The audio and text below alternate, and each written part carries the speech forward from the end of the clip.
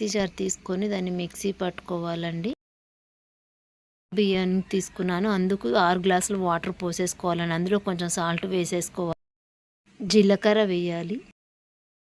ఒక mixie bowl తీసుకొని దాంట్లో కొంచెం అల్లము, 2 పచ్చిమిర్చి, పుదీనా ఆకులు తీసుకొని గ్రైండ్గా చేసుకోవాలి పేస్ట్లా.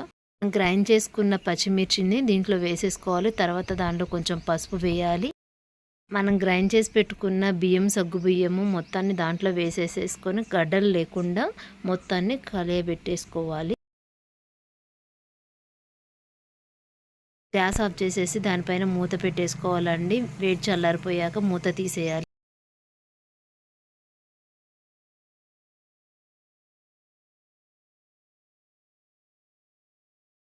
మనం ఎండకు ఆరపెట్టేసుకున్నామండి, అది పూర్తిగా ఆరిపోయి దాన్ని బ్యాక్ సైడ్ తిప్పేసుకొని కొంచెం వాటర్ చల్లేసుకొని నిదానంగా తీసేసుకోవాలి. దాన్ని ఒక బౌల్లోకి స్టోర్ చేసుకోవాలి. దాన్ని మళ్ళీ నెక్స్ట్ డే కూడా కొంచెం ఆరపెట్టి ఇప్పుడు ఆయిల్ తీసుకొని సరిపడినంత ఆయిల్ తీసుకొని దాంట్లో చిప్స్ వేసేయాలండి.